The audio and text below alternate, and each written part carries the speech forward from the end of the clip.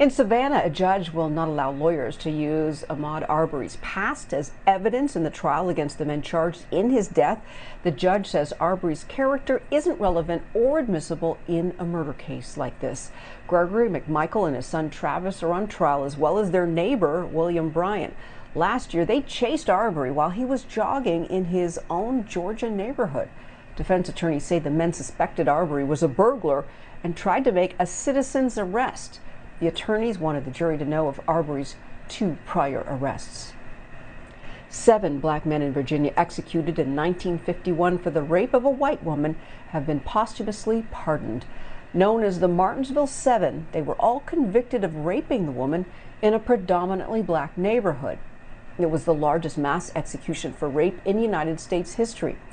Well, back in December, advocates and the family of the men asked Virginia's governor for their pardons. Their petition does not argue that the men were innocent. It says their trials were unfair and the punishment was extreme and unjust. With us now to talk about all 3 of these cases is Paul Henderson. He's a veteran prosecutor and BNC legal contributor. As always, we enjoy having you here, Paul. Lots to dive into. Let's talk about the case, the 2 years since Elijah McClain's death. Now police officers and paramedics charged with manslaughter in connection with his death. Why did this take so long? Well, it took so long because local prosecutors initially had rejected the case in the first place. And so that vacuum that was created at a local level got taken up at the state level. And so the action that we're seeing here is from the Attorney General. And one thing to keep in mind, whenever we're talking about murder, there is no statute of limitations. And so you can always go back to review that information. As disappointing and as frustrating that is, not just to Elijah, but to his family and the community as well. So that's what took place here. And also, interestingly enough, when we're looking at that case, this was the use of the grand jury and not a prosecutor exercising their own discretion in charging this case outright, which they could have done. And that's something frequently that we see in these officer involved cases where someone is killed like this. This is a terrible tragedy. The issues that were raised to me that were most of concern was the focus or the lack of focus on how the officers escalated this encounter using use of force and lethal use of force, which is part of the problem here. And part of what I hope we unpack and uncover, in addition to the accountability for those officers and for those paramedics that all contributed to his death. But then the next stage is, in honoring what happened, having an actual element of reform that gets built into the institution of policing and law enforcement in that region so that we don't have incidents like this happening in the future. That, to me, is what I'm looking for separately from what the jury is going to do, which is going to be determine actual and proximate cause for guilt. But what I'd like to see from community, from voters, from elected officials there is to redefine reform in that area to make sure that we have structures so that this can't happen again. It's a tragedy. So tragic. And Paul, you mentioned the paramedics. That's what's really unusual in this case. The paramedics being charged, is that common? Do we normally hear about that? And how did that end up happening?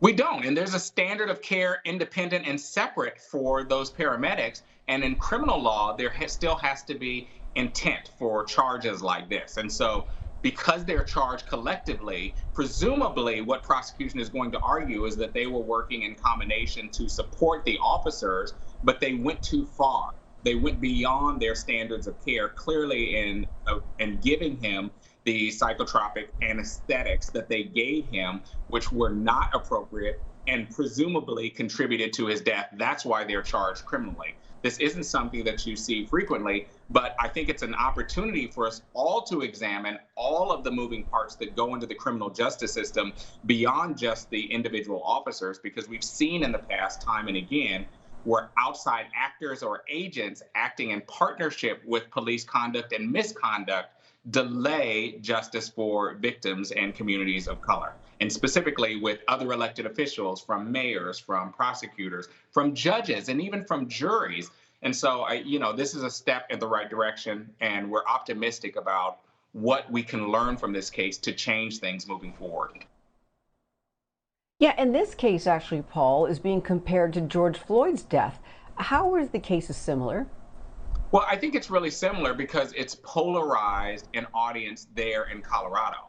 Like the folks there, this is their George Floyd. And there are many George Floyds in many other cities. And one of the things that I think that we take away from these experiences is it provides us with an opportunity as a community to learn more about policing beyond just what the expectations are of what we want law enforcement to do, but to set the boundaries and parameters of what we don't want them to do and what they can't do and what they shouldn't do. And that's exactly what we're talking about, because all of that is wrapped into use of force. This is a department that clearly had an old use of force policy because they were using these carotid neck restraint techniques that's similar to how George Floyd was killed. And most law enforcement agencies in this country still have not updated or reformed their use of force policy, which means by adoptive admission, they are still using carotid techniques, which are not best practices and are safety risks. They're still shooting at cars. They're still executing no-knock warrants. All of these are encapsulated in reforms that haven't been updated to reflect best practices. And so the similarities from George Floyd is that this is the moment for communities to learn from these mistakes that have happened in other counties and to demand changes for their police departments to update their use of force and to develop policies that are moving towards race neutrality in policing. That's what we need. Yeah, and then let's talk about what happens when it comes to the trial. We were talking about George Floyd, and when the trial happened, they were talking about his previous encounters with police, along with his struggles with addiction. All of that was brought up by the defense during Derek Chauvin's trial. Now, a judge ruled that will not happen in the trial of the men accused of killing Ahmaud Arbery. Tell us why this is so significant and important. Well, first, let me start off by saying that that was the right decision from this judge. Because Ahmaud Arbery's past was irrelevant, just like George Floyd's past was irrelevant. Right? And if we have questions about that, you only need to ask, what about the individuals that are being charged with his death and with his murder? They didn't know what his past was. And the only reason that they think it's relevant is because they want to play into the stereotypes about people of color to show that maybe this was a bad person, that was affiliated or associated with crime, that, first of all, is not relevant at all. Secondly, should never be admissible. And thirdly, separates the opportunity for victims, specifically victims and witnesses of color, to be heard in courtrooms, because we already know, and there is no debate about this, that arrest rates and involvement in the criminal justice system is disproportionately high for communities of color. And let me make this clear as well. That disproportionately high number is not reflective of actual misconduct. I, for one, have been detained and arrested over 8 times while I was chief prosecutor for my city. Now, that's just an experience that is common amongst people of color.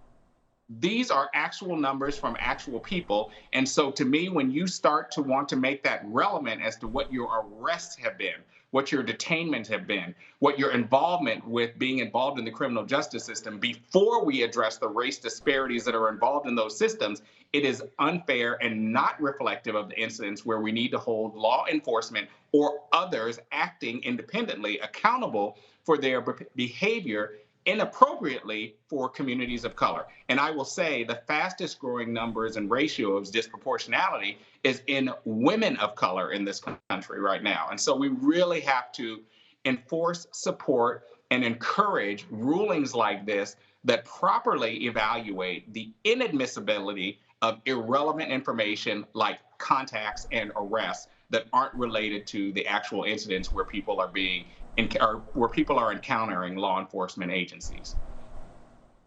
Well, I got to have a whole other conversation about that with you, but I want to go now to the Martinsville Seven, because this is another unique case. It seems to have some similarities to Emmett Till, also in the 1950s, and other similarities to the exonerated 5 in Central Park during the late 1980s, except all 7 were executed.